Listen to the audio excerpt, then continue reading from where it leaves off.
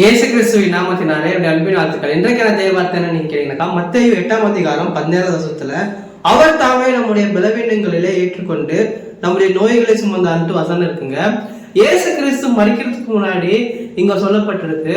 ஆனா இயேசு கிறிஸ்து நமக்காக மரிச்சிட்டாருங்க, நம்மளுடைய பாவங்களெல்லாம் சுமந்து விட்டாரு. ஆனா நிறைய பேர் நம்ம இன்னும் நோய்களில் இருக்கிறோம். இயேசு கிறிஸ்துவின் நாமத்தினால நோய்களில் இருக்கிற உங்களுக்கு இன்னைக்கு ஒரு விடுதலை கிடைக்க போகுதுங்க. உங்களுடைய பலவீன நேரங்களில கர்த்தர் உங்களுக்கு பலன் பூரணமாய் கொடுக்க போறாரு. நீங்க எங்க இருந்தாலும் சரி, நீங்க யாரா இருந்தாலும் சரி, பிரதர் நான் சர்ச்சுக்கு சரியா கூட போக மாட்டேன் பிரதர், கர்த்தரை பத்தி எனக்கு சரியா தெரியாது அப்படின்னு யோசிச்சுட்டு இருக்கீங்களா? கர்த்தர் உங்களை ஒரு மாதிரி என்ன ஒரு மாதிரி பார்க்க மாட்டாங்க. கர்த்தர் எல்லாரையும் ஒரே மாதிரி தான் பார்ப்பாரு. அவர் தகப்பன்.